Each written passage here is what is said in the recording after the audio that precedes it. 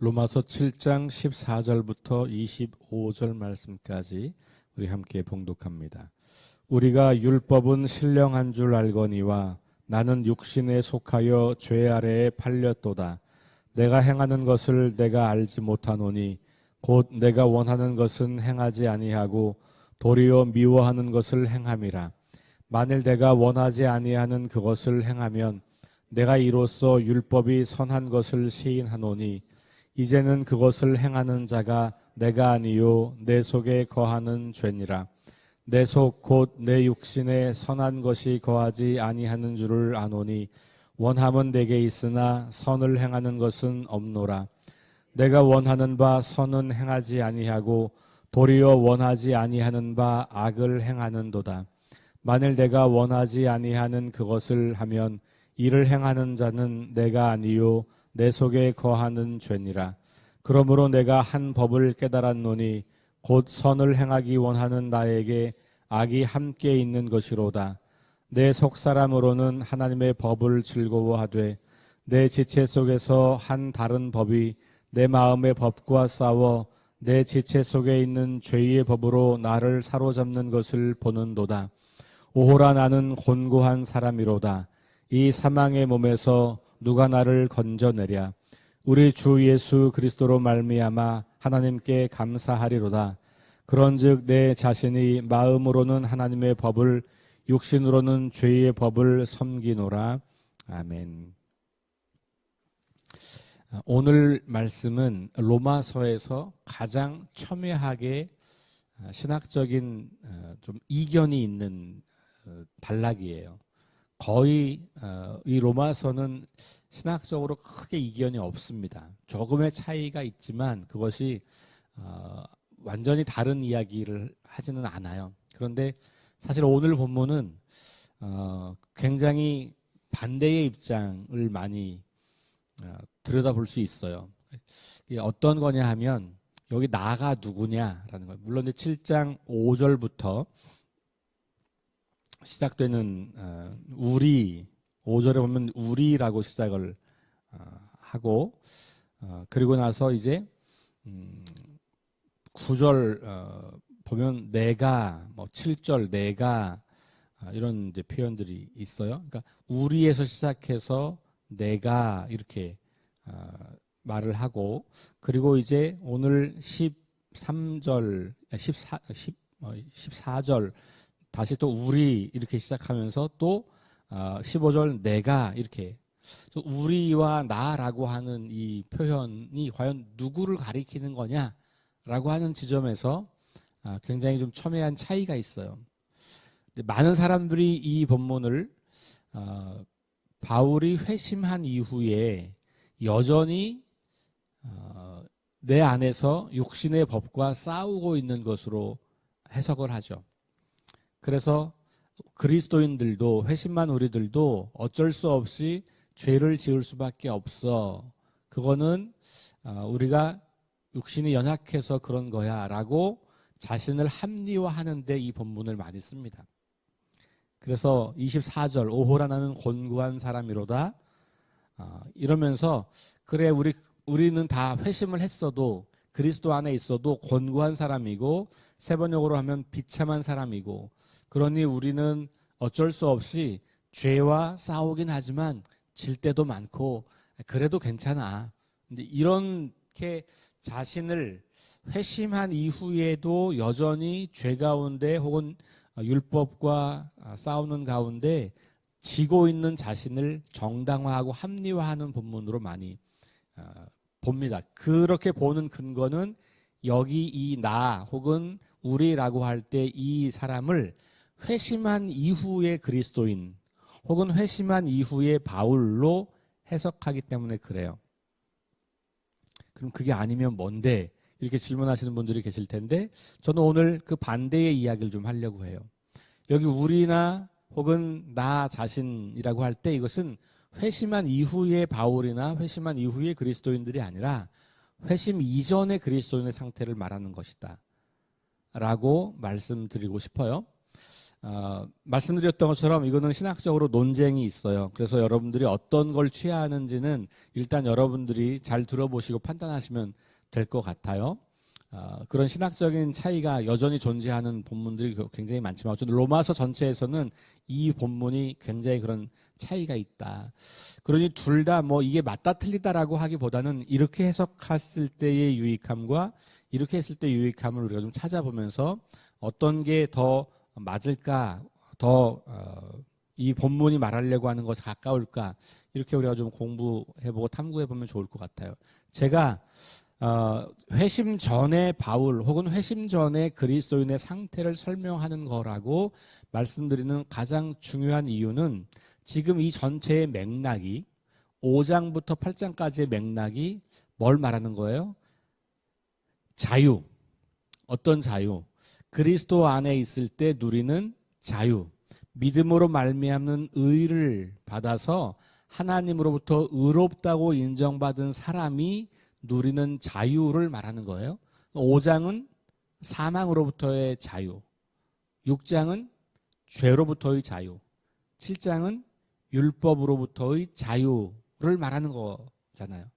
전체적인 맥락은 뭐냐 하면 믿음으로 의롭다함 받은 사람들이 누리는 복을 자유라는 단어를 가지고 이야기하고 있는 대목이에요. 그러니까 흐름상 7장은 율법으로부터 자유로워진 사람들, 그러니까 우리가 믿음으로 의에 이른 사람들은 누구냐? 율법으로부터 자유로워진 사람들, 더 이상 율법에 매이지 않는 사람들, 요 얘기를 하고 있는 거잖아요. 그런데 갑자기 이 7장 14절 이후로 25절까지 해서 그 이전의 상태로 다시 돌아가서 그런데 그리스도를 믿음으로 말미암아 고백하기 전에 믿음으로 말미암는 의가 오기 전에 상태를 이렇게 상세하게 묘사할 이유가 있는 거죠. 왜냐하면 그 율법의 얽매인 상태로부터의 자유를 말하기 때문에 그 전 상태가 어떤 비참한 상태였는지를 말하는 거예요. 이걸 뒤집어서 전통적으로 우리가 보았던 것처럼 이게 그리스도인이 회심한 이후에도 이렇다라고 말하면 율법으로부터의 해방이라고 선포하기가 매우 어려워져요. 율법으로부터 자유로워졌고 해방되었는데 여전히 그렇게 권고한 상태로 율법에 얽매이는 삶을 산다? 말이 안 되는 거죠. 앞뒤가 안 맞는 이야기예요. 흐름상. 자, 그리고 다시 5절로 올라가 볼게요. 7장 5절. 우리가 육신에 있을 때에는 율법으로 말미암는 죄의 정욕이 우리를 지체 중에 역사하여 우리로 사망을 위하여 열매를 맺게 하였다. 이게 언제냐면 예전에 율법에 있을 때, 그렇죠? 그러니까 다시 말하면 믿음으로 말미암는 의를 얻기 전 상태예요. 육신에 있을 때 율법의 지배를 받고 그 결과 사망에 이르게 되는 거예요. 그런데 7장이 말하고 싶은 것은 지금은 그것들로부터 해방되어서, 다시 말하면 율법으로부터 해방되어서 우리가 이제는 율법의 지배를 받아서 사망에 이르는 사람들이 아니고 하나님의 법에 의해서 영생을 얻는 사람들이 됐다, 이 얘기하는 거잖아요. 6절. 이제는 우리가 얽매였던 것에서 대하여 죽었으므로 율법에서 벗어났으니 이러므로 우리가 영의 새로운 것으로 섬길 것이요 율법 전문에 묵은 것으로 아니할지니라. 그러니까 이미 이렇게 새로운 존재가 되었다는 걸 선포한 거예요. 그런데 그래도 어쩔 수 없이 우리는 곤고한 인생이어서 또 다시 율법의 지배를 받을 수밖에 없어요. 이렇게 말한다는 것은 논리상, 흐름상 맞지 않다는 거예요. 그래서 7절 이후에는 이렇게 새롭게 된 자유로운 이 상태를 말하면서 특별히 이제 오늘 읽은 14절 이후의 말씀은 예전의 그 상태를 다시 한번 강조하면서 우리가 그리스도 이전의 상태, 옛날 육신에 머물러 있을 때에는 이런 사람이었다라고 하는 것을 말하고 있다라고 보는 것이 훨씬 더 전체적인 맥락으로 볼 때 타당하다라고 보여지는 거죠. 자, 그러니까 우리가 이 오늘 본문 말씀을 가지고 우리가 회심한 그리스도인이라고 자부하면서 나는 믿음으로 받은 사람이야, 난 하나님 나라 백성이야 라고 자부하면서 이 본문을 끌어다가 근데 우리는 어쩔 수 없이 율법의 지배를 받아, 어쩔 수 없이 육신에 갇혀 있어, 곤고한 사람이야, 그러니 이렇게 죄를 짓는 거 할 수 없는 거지, 이렇게 우리 자신을 정당화하고 우리의 과거로 돌아가는 삶을 합리화하기 위해서 이 본문을 사용하지 말았으면 좋겠다는 게 저의 제안이에요. 저 역시도 이렇게 해석하기 전에 여러분들이 익숙하게 들었던 말씀처럼 그렇게 해석을 했었고, 저 역시 이런 말씀을 가지고 와서 저의 이런 실수 혹은 저의 잘못, 저의 죄의 유혹에 넘어갔던 것들을 정당화해왔던 그런 적이 있었습니다. 그러나 이 말씀을 다시 읽기 시작했을 때 이게 그런 게 아니구나, 우리의 옛날의 상태를 말하려고 하는구나 라고 하는 것을 이해하게 될 때 이것이 이제 우리는 이것으로부터 다 해방된, 이런 죄와 육신과 율법에 얽매였던 사람들로부터 이제는 새로워진 사람으로, 6절의 말씀처럼 이제는 우리가 얽매였던 것에 대하여 죽었으니, 이렇게 새로운 존재로 우리 자신을 고백하고 선포하며 나아갈 필요가 있겠다. 그럴 때 우리는 죄를 넘어설 수 있다는 거예요. 죄가 당연하다고 여길 때 우리는 죄를 넘어설 수 없어요. 죄가 당연한 게 아니고 이것은 잘못된 거라고 말할 때, 그리고 우리는 죄를 이길 수 있다고 믿을 때 죄를 이길 수 있는 거예요.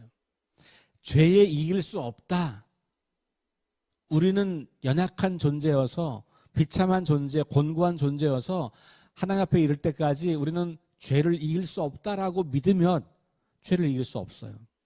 그런데 죄를 이길 수 있다, 율법 아래에 우리가 얽매여 있는 사람들이 아니고 믿음으로 의롭다함을 받았을 때 우리는 죄로부터, 사망으로부터, 율법으로부터 자유함을 받은 사람들이니 죄를 이길 수 있다, 이겨야 한다 라고 하는 정체성을 가지고 살아갈 때 우리가 죄의 문제와 씨름할 때 승리할 수 있는 것이죠. 자, 오늘 말씀을 몇 군데 다시 한번 확인해 볼게요.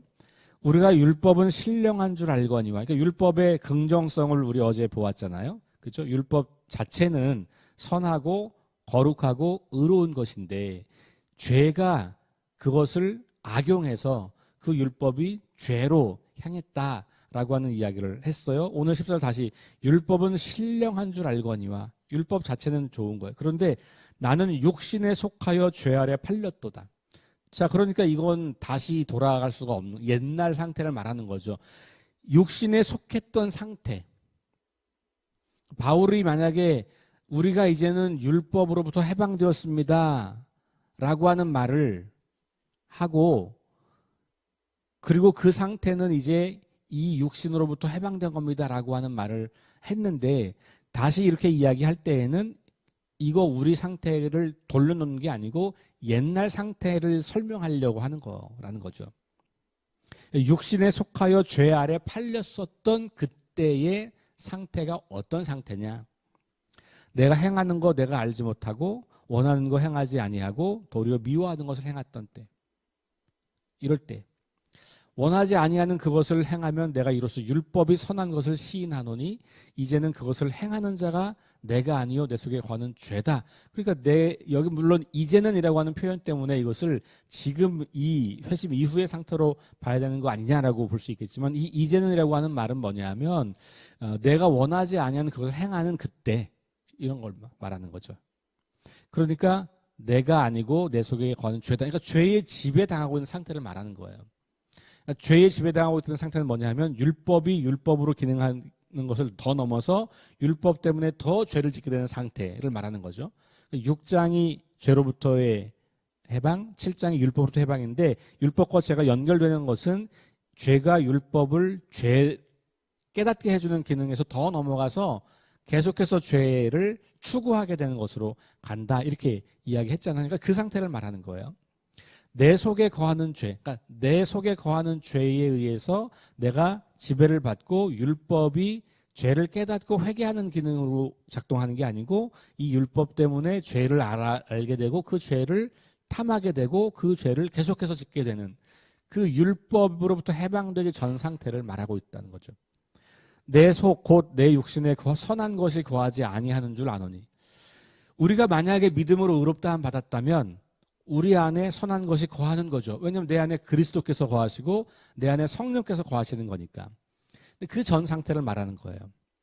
선한 것이 거하지 아니할 때 그게 이제 옛날 상태인 거죠. 그때는 내가 선을 행하는 것이 있을 수 없다.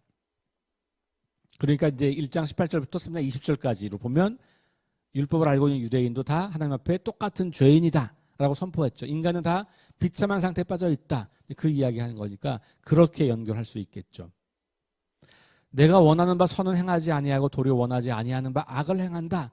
이게 이제 우리가 그렇게 율법 아래 있을 때의 상황을 말하는 겁니다.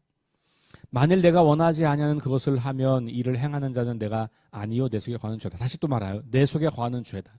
그러니까 나를 지배하고 있는 세력, 나를 둘러싸고 있는 세력, 내 삶에서 주인 노릇하고 있는 세력이 하나님의 성령의 법이 아니고 내 속에 있는 죄다라고 말할 때 그것은 내가 구원받기 이전 상태, 믿음으로 말미암는 의를 통해서 하나님의 자녀의 신분이 회복된 상태 이전을 말하고 있다라고 보아야 한다는 거예요. 그러므로 내가 한 법을 깨달았노니 곧 선을 행하기 원하는 나에게 악이 함께 있다. 그리고 그 악이 주로 나를 지배한다. 이게 이제 율법의 통제 아래, 죄의 지배 아래 있던 연약한 우리의 상태를 말하는 거죠. 내 속사람으로는 하나님의 법을 즐거워하지만 내 지체 속에서 한 다른 법이 내 마음의 법과 싸워 내 지체 속에 있는 죄의 법으로 나를 사로잡는 것을 보는도다. 사로잡았다. 바울은 지금 계속해서 어디인가에 지배를 받고 있고 어딘가에 사로잡혀 있고 누군가의 종으로 사는 것에서부터 믿음으로 말미암는 의는 그걸로부터 벗어났다는 이야기를 일관되게 하고 있는 거잖아요. 그러니까 이 상황은 그 전 상태를 설명한다라고 보아야 명확한 겁니다. 이걸 다시 믿음으로 의롭게 된 사람도 그렇게 사는 거예요 라고 말한다면 이제까지 바울이 힘주어 말했던 그 모든 논리가 다 사라져버려요. 그래서 오호라 나는 곤고한 사람이로다라고 하는 것도 역시 마찬가지로 내가 그렇게 율법의 지배 아래 있을 때, 죄의 권세 아래 있을 때, 사망의 권세 아래 있을 때 그러니 당연히 곤고한 자가 되는 것이죠. 그런데 이제 우리는 다시 6절로 올라가서 이제는 우리가 이렇게 얽매였던 것에서 죽었다. 그래서 율법으로부터 벗어났다. 그러니까 이제 우리는 영의 새로운 것으로 섬기는 것이고 율법 조문에 묵은 것으로 하는 것이 아니다라고 이야기하고 그래서 7장의 이 후반부가 8장으로 연결되는 거예요. 8장은 뭐냐 하면 성령 안에서 우리가 이제는 성령의 법에 의해 지배를 받는다. 다시 말하면 죄와 사망과 율법 아래 있을 때 우리를 지배했던 것은 죄와 율법과 사망이었는데 이제 우리가 믿음으로 말미암아 의롭게 된 사람들은 그게 아니고 우리 안에 거하시는 성령께서 우리를 지배하시고 성령의 이끌림을 따라 우리가 우리를 얽맸던 것들로부터 자유롭게 되어서 새로운 영을 추구하고 새로운 삶을 살게 된다라고 말하고 있는 겁니다. 25절 우리 주 예수 그리스도로 말미암아 하나님께 감사하리로다. 그래서 요 마지막에 요 말씀이 이렇게 비참한 상태에 있던 우리들을 구원하신 그 예수 그리스도, 그렇죠?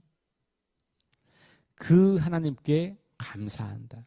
그러니까 내가 마음으로는 하나님의 법을 따랐었으나 육신으로는 죄의 법을 섬겼었던 그런 사람을 구원하여 이제는 그렇게 거기에 얽매이지 않는 사람으로 만들어준 그분이 누구냐면 예수 그리스도. 그러니까 마지막에 그 예수 그리스도에 대한 감사와 찬양을 올려드리는 거죠. 그리고 8장으로 넘어가면 이제 내일 보겠습니다만 그러므로 이제 그리스도 예수 안에 있는 자에게는 결코 정죄함이 없다 이렇게 선포하는 거예요.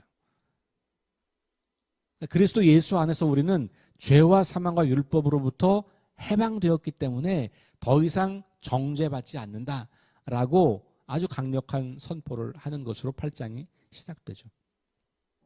자, 그래서 오늘 이 7장 14절부터 25절 사이에 있는 이 곤고한 비참한 상태에 어찌할 수 없이 끊임없이 내 속에 있는 죄에 지배당하고 살고 있는 이 상태를 회심한 이후의 상태가 아니라 회심 이전의 상태를 재차 설명하고자 했던, 그렇게 해서 그런 상태였던 우리에게 이제는 새로운 영이 우리를 지배하는 사람으로 바뀌어졌다고 하는 것을 말하기 위한. 그래서 어찌 보면 이 7장의 후반절은 5장, 6장, 7장 전반절까지 전체를 다시 돌아보면서 우리의 새로운 존재에 대한 강조를 위해서 예전의 그 상태를 반복해서 보여주고 있다라고 볼 수 있을 것 같습니다. 여러분, 우리가 이제 믿음으로 의롭다 인정받은 사람으로 살고 있죠. 그래서 우리는 실존적으로는 지금도 그래서 이 바울의 이야기가 그동안 알고 있던 것처럼 그냥 나의 연약함을 좀 정당화해주는 본문으로 계속 사용하고 싶은 마음이 들 수 있어요. 실존적으로 우리는 그런 상황을 계속 마주하고 있기 때문에. 그러나 이것은 우리의 이전 상태에 대한 설명이다라는 것을 기억하시고, 우리가 계속해서 이런 것과 실존적으로 싸워 나갈 때 이 말씀이 그래, 내가 예전엔 그랬지만 이제는 아니야. 이제는 그리스도 예수 안에서 내가 더 이상 죄와 사망과 율법의 지배를 당한 사람이 아니야 라고 선포하면서 나는 이제 성령의 능력을 따라서 성령 안에서 사는 사람이다 라고 하는 고백과 선포를 통해서 우리가 이 땅을 살아가면서 이 죄와 싸워 이겨 나가고 다시는 죄의 지배 아래 들어오지 않는 저와 여러분들이 될 수 있기를 주의 이름으로 축원합니다. 기도하겠습니다. 하나님 감사합니다. 주신 말씀을 기억합니다. 우리가 회심한 이후에도 그리스도를 믿는 믿음으로 의롭다 인정받은 이후에도 어쩔 수 없이 죄에 지배당하는 존재가 아닌 것을 확실하게 알게 하시니 감사합니다. 우리는 이제는 더 이상 죄의 지배하에 있는 사람들이 아니고 더 이상 죄와 맞서 싸울 때마다 질 수밖에 없는 비참하고 곤고한 그런 연약한 존재가 아닌 것을 우리가 다시 기억합니다. 이제는 더 이상 육신의 지배를 당하지 않고 죄와 사망의 권세 아래 놓이지 않고 율법의 권세 아래 놓이지 않고 이제는 그리스도 예수 안에서 새로운 사람으로 모든 얽매였던 것에서부터 벗어나서 새로운 영을 섬기는 종들로 살아가는 거룩한 사람이 된 것을 기억하며 감사와 찬양과 영광을 올려드립니다. 이제 우리가 그런 자신의 정체성을 기억하며 이 땅에서 악과 싸워 이길 수 있고 죄와 싸워 이길 수 있고 사망의 권세가 더 이상 우리를 두렵게 하지 않는 그러한 능력 있는 그리스도인으로 살아갈 수 있도록 우리를 붙잡아 주옵소서. 예수님 이름으로 기도합니다. 아멘. 우리 함께 4가지 기도 제목 가지고 함께 기도하십니다. 성령의 능력으로 하나님 나라를 증언하고 살아내게 하소서. 하나님 말씀이 기준이 되게 하소서. 질병과 연약함으로 고통당하는 사람들을 치유하여 주소서. 전쟁과 자연재해와 가난과 억압으로 고통당하는 지구촌 이웃들에게 은혜를 베풀어 주소서. 함께 하시면서 기도하시고 개인 기도하고 돌아갑니다. 하나님 감사합니다.